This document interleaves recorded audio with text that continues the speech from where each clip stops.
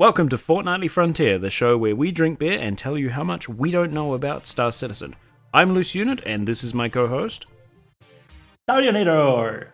Yay! Like you don't know. Maybe they don't. I don't know. Maybe we have a new viewer today. From this episode onwards, we are spicing things up a bit. We will be trimming our former down. Just a few short minutes to talk about the most important news, and then each of us will talk about the piece of news that we found the most interesting in the past fortnight. Starting with Hyper News. Hyper News! Yes, I already did that. So, quickly.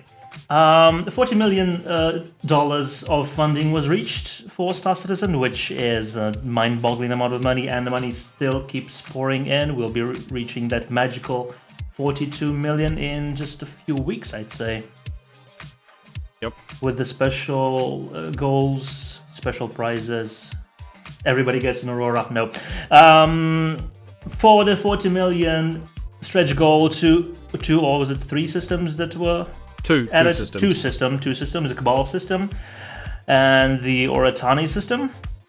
You can read more about those on the Star Citizen website. Wingman's Hangars 59 and 60 were released, and something that I must have not been paying enough attention to, but they split off 10 for the Chairman. Yeah, they took it. They split 10 for the Chairman off it, so they released 10 and all. Well, they've been releasing a few episodes before that. Separate now. It's an episode. They started off as part of the Wingman's Hangar days. But yeah, episodes 10 and 11 were also released, separate videos on the Star Citizen or the Robert Space Industries YouTube channel. Below link about. Yep. And do you want to talk about the next one? Jump Point. Volume 1 pre-orders are open. It was featured on Wingman's Hangar episode 59, and you can buy it now for the low price of $80. The low price of $80. It is actually quite a cool book. It's basically like a lot of the Jump Point stuff from the beginning, basically, and they've kind of crammed it all together. It's really rather cool. If you were a subscriber, you can get it for $20, I think. And you get if you're a subscriber for 1 year. Oh, right. You can get it for $20, and you get a special edition hardcover book. So it's limited. That's a special limited edition. You have to pre-order that as well. So for $20, I would have gone for it. Yeah. That actually sounds quite a bargain. Now, you were very interested in the full body motion capture. Yes. This is something that is used in very high budget feature films like The Hobbit. For what I was looking at, if you were looking at the behind the scenes videos, how they were doing that, you got Benedict Cumberbatch in a studio just like theirs, wearing the getup that they were wearing, just a bunch of high reflective spots on costumes, and there were just loads of cameras everywhere just capturing and on the fly converting that into 3D data. Yep. Which was fantastic, because I always thought that that's fine, everything gets captured and then you moved from a real stage to the 3D stage, and there you do the composition, the framing and everything. But no, you got Michael Moreland, who is the video director for everything on Star Citizen. He was running around the set with a shoulder rig, just recording everything, because he was in the system as well. Yep. And the shoulder rig somehow was also being transmitted into the system, and he had a monitor in front of him, and he saw a 3D image of what was going on, and he could do everything, the composition, focal change, length, everything. That was just like, what? Yep. I mean, I knew that you could do that on the fly, but I didn't know that you could also add the cameraman into the whole thing. Yeah, that's really awesome. That was awesome. That was awesome. Yeah. that is actually more advanced than I've seen any really high budget feature film do with CGI before. Yeah, and it makes doing all of the cutscenes and stuff really, really awesome. Yeah. And really easy as well. It makes them a lot faster, so they can put a lot more quality in the acting and the post-processing as opposed to actually. And they're capturing everything. Rendering. And they're capturing everything in one go. The body motions, the mouth, the facial animations, the voice acting, everything is captured in one go. You don't have to go do several passes and line everything up. It's just there. It's fantastic. Yeah, and it's going to give us some really, really high quality cutscenes, and hopefully that improves the story to no end. I really, really can't wait to get into. Actually, Squadron 42 is what I'm really looking forward to now. I'm not actually that interested in the open world stuff just yet because, well, I mean, it's kind of fun with players, but I really am looking forward to the story. I've been getting into reading the lore a lot as well. Yeah. I'm really not that much of a multiplayer player as well. I prefer a good linear story. Yeah. I'm an old school gamer. I prefer a good linear story. Yeah. There's something to suck me in. It doesn't have to be open world just so I could do everything, as long as it's basically like an interactive movie that I really like. But it has to have, good gameplay as well. But story is very important. Yeah, absolutely. Another thing that I was quite interested about, to segue into another topic of lore and whatnot, is that they're going to have different candidates and whatnot for the the Senate, and these are characters that have been created. Right. And the players in the open world, the persistent universe, are going to be able to vote for these government figures, and the policies that those government figures have will affect how the interactions with the other races, and the policy inside tax and everything goes inside the UAE, and the players are actually going to be able to vote for that, which is just awesome. So it really is going to be like a breathing universe where you have the chance to just control a little part of your space. You can exercise your democratic right to ruin everything for everyone, just like you can in real life.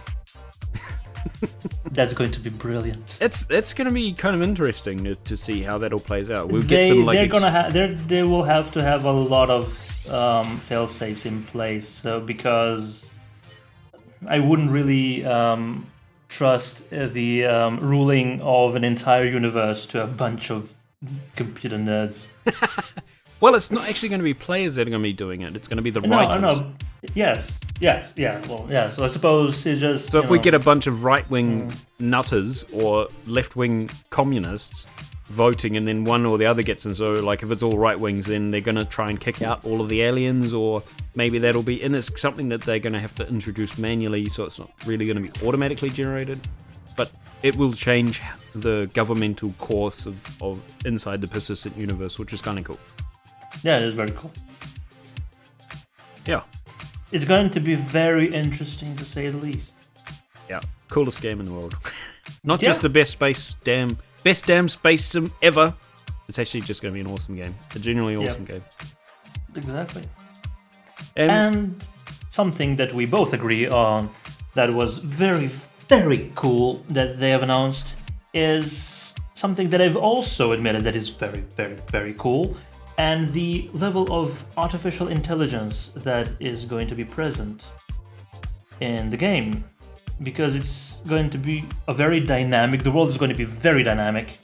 It's going to change all the time, so the AI will have to adapt to that. Yep. There's going to be so many different levels of AI, from just basic stuff, how NPCs behave in their micro world, to how they behave in the macro world.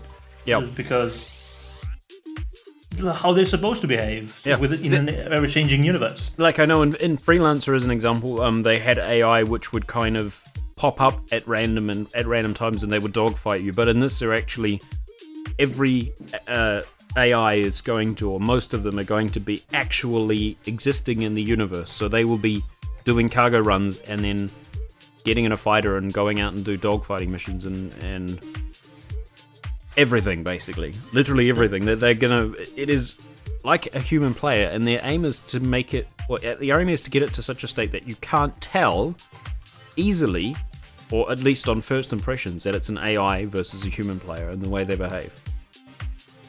Right. And that's Well, cool. I love that detail in it. Right. That is very ambitious. I think it's not gonna work that well because a lot of players is gonna behave quite stupidly.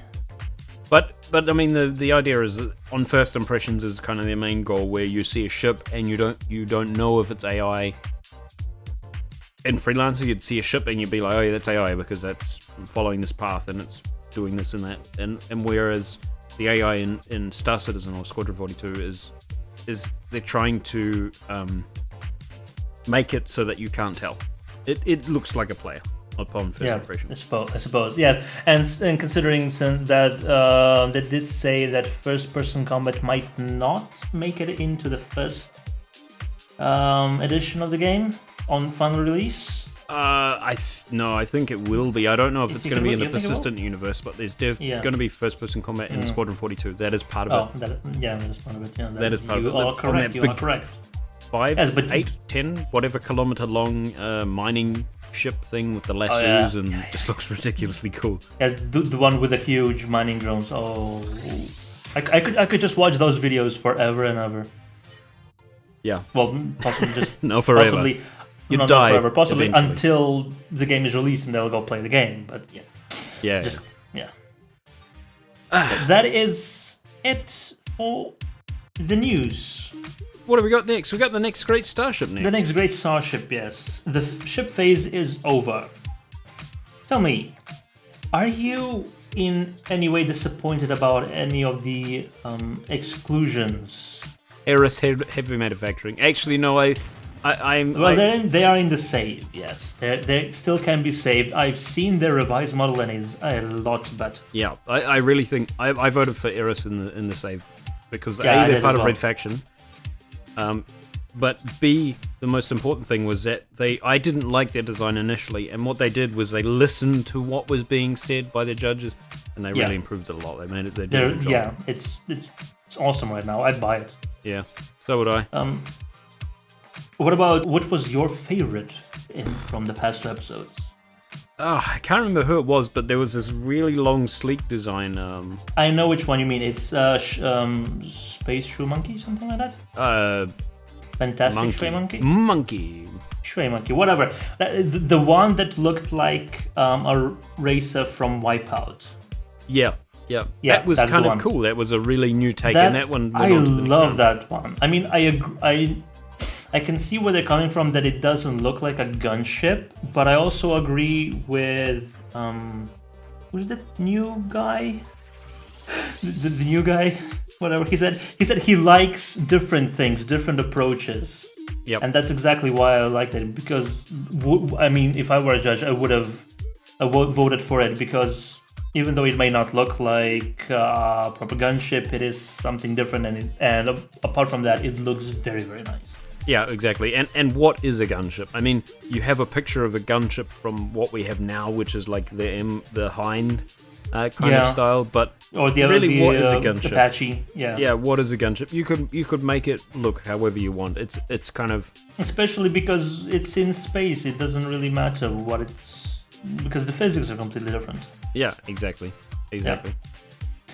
And to finish off things for this episode, we got Red Faction news and Post of the Fortnight. Take it away, Joe. Red Squadron started training. They've been using Disapora, which is a open source kind of space sim thing that's in the Battlestar Galactica universe. And they've been using War Thunder as well to train. I haven't had a chance to talk to them to see how it went. But they did start training, which is awesome. So they're starting to gather their stuff together. So something like we used Independence War 2 for. Correct, absolutely. Yeah. Just to try and get some tactics down or whatever. Right. And for those of you who don't know, Red Squadron is kind of like the military side of Red Faction. They are report directly to Red Faction itself, and they are the military arm, the strong arm of Red Faction. Cool. Yeah. Wouldn't want to mess with them, I suppose. Don't know yet. Don't know yet. Maybe they're a bunch of idiots. Yeah. I've applied to join them. So yes, they are. And we have the post of the fortnight from Red Faction, which is this week's post of the fortnight is from one of our members of the Red Faction Alliance. It's Test Squadron, the best Squardon. And they launched a mini game called Aurora Test, which is like Flappy Bird style clone. And we're going to talk about that a bit later in Spacebar. Exactly. Yes. And that's it from us for this episode. Hope you enjoyed. Don't forget to subscribe, leave a like. I'm doing really fast pointing. Down below. At your penis. Subscribe, links, everything. And see you in a fortnight. See you in a fortnight.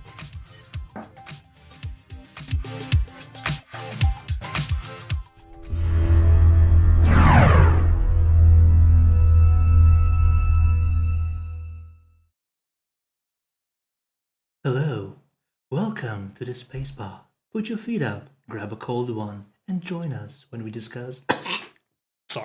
when we discuss video games and beer. Welcome to the Spacebar. Welcome. I can't do a sexy low radio voice because it hurts my vocal cord. I have to go right up to the microphone and go, welcome to the Spacebar, ladies and gentlemen. Space. The final frontier. I could do that as well. Yes. What have we got in the space today? Some beer. Some beer. What are you drinking? Local brew. I'm drinking my local brew that I'm not allowed to show on camera anymore because of its mysterious stealth properties. Oh, that's... Okay, yeah, it's the green one. It's the green one, yeah. The green one. The green screen absorbs all of it. Yeah. I am drinking... Yes, what are you drinking? Erdinger. It's a Weissbrau, but it's not a Weiss beer, technically. But it's alcohol-free. And it's Vitamin Inhaltung, which is like infused with vitamins, and it's also calorie reduced. The reason I'm drinking this is because we failed to do our recording on our usual day, and I drank all my beer that night. So yeah, I don't drink during the week. Yeah, I do. Yeah, let's try it. I haven't tried it. Yeah, what's it like?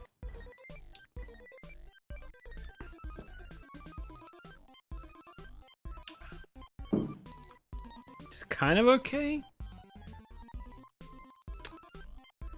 It's a bit funny, like a bit fruity.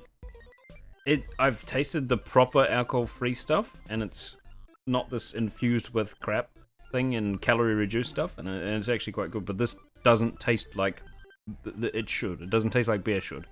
It's different. Right. Yeah. But it's okay. Vitamin Inhaltung. So if you're looking for something that only tastes slightly like beer, kind of works, but has vitamins and no alcohol, so just go get something else. Yeah, I guess it works for some people. Try it out if you can. It was like 89 cents, including fun, which is the take bottle back thingy in Germany, for those who don't know. So, that's alright. One beer. Kind of not really beer. Not beer, no. Maybe for the week if you just can't get the urge for that beer flavor out of your system. Yeah, it's probably a good lunchtime beer as well. If you get the real alcohol-free stuff, it's probably quite a good lunchtime beer. Right. I have to try and find a bottle. There wasn't one in my local supermarket that I normally go to. I don't touch the stuff. Yeah. It's kind of nice for people who don't want to drink and everyone else is drinking, so I guess whatever. And what game are we talking about today? Well, how about Aurora Crash? Aurora Crash. Aurora Crash. That's a game made by Test Squardon. That's right, Test Squadron, the best Squardon. What's Squardon? Squardon. They made their logo. And so they like made a logo and then published it, and it was really amazing. And then someone was like, you spelt Squadron wrong. So it's Test Squadron, the best Squardon. And if you actually look at it, if you go to the reddit.com/art/test squadron or test or whatever it is, below link, you'll see it's best Squardon. Yay. Yeah. Fun times. Yeah, so We don't have any typos in our graphics, do we? I don't know. Well, I've done all of them, so It's pretty hard to mistype uptech. true. Yeah, maybe. Yeah. But Aurora Crash is basically a Flappy Bird's clone, but with an Right. Aurora because, of course, Test loves the Aurora there. Yeah, and it's more difficult because the Flappy Bird was like this big. Yeah.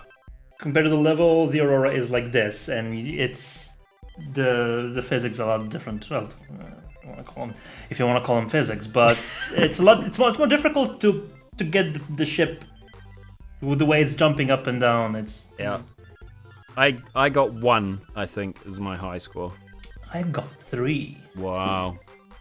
I gave up though. I was like, I did it for about 5 minutes and I just about threw my whole computer through the window. And I was like, yeah, nah, had enough of this. Yeah, But you yeah, will it's- see me raging later on, I guess. In this episode, possibly, if we get a chance to record it because we're a bit behind schedule, or in a Well, a separate video, probably. separate video, probably. Yeah. Yeah, So look out for that. it's gonna be really fun. He rages a lot. No, I don't rage that much. Yes, Yeah, sure you don't. it's pretty uninteresting game. Nothing surprising there, but it's fun. We'll be back to normal the next episode. We'll have a real game lined up with a proper story, proper graphics, proper gameplay.